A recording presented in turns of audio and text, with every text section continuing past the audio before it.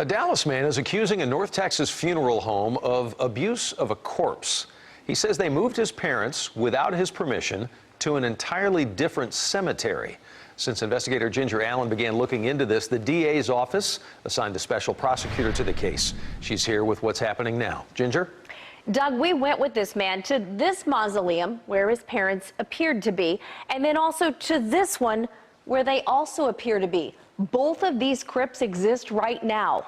He calls this criminal, sacrilegious, and heartbreaking. As good as I am as protecting most of the loved ones in my life, I couldn't protect those that I needed to protect the most. Louis Dorfman's father, Sam, died in 1957. His mother, Elizabeth, passed away in 1994. It is so painful. He says she requested they be placed side by side at Restland Cemetery. That's where my folks wanted to be for eternity. And that's what happened for 20 years. But in January of 2017, Louis Dorfman, their only surviving son, got this call from his son. Dad, did you know that your parents have been moved to Sparkman Hillcrest? And I was astounded. While visiting Dorfman's brother, who had been placed in a mausoleum at Sparkman Hillcrest Cemetery, they discovered Dorfman's parents placed above and below him. Somebody took them, disrupted their eternal rest, and moved them. A move not at all in line with his beliefs. When something sacrilegious is done to those you care for and love, it is so painful. Dorfman's family is Jewish. It's against their faith to disinter without a reason and without a ceremony. They put them in a flower van, a van that they haul dirt and flowers and so forth, and just unceremoniously haul them over and dump them out at Sparkman Hillcrest. So why did Restland move the Dorfmans? The answers lie in this cemetery consent. Dorfman says without his knowledge, his estranged niece and nephew signed documents claiming to be next of kin and requested disinterment.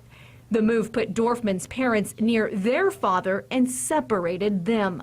The problem is, in the state of Texas, disinterment requires signed consent of the next of kin. There's no consequences. That's what I'm so upset about, and that's what I want the public to understand. Dorfman is suing Restland for fraud, negligence, and mishandling of a corpse.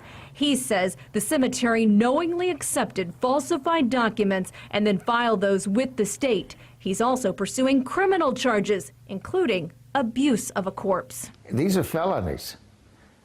You know, lying to the state of Texas is a felony. Representing that this document is true and correct when it's not is a felony. Abuse of a corpse is a felony.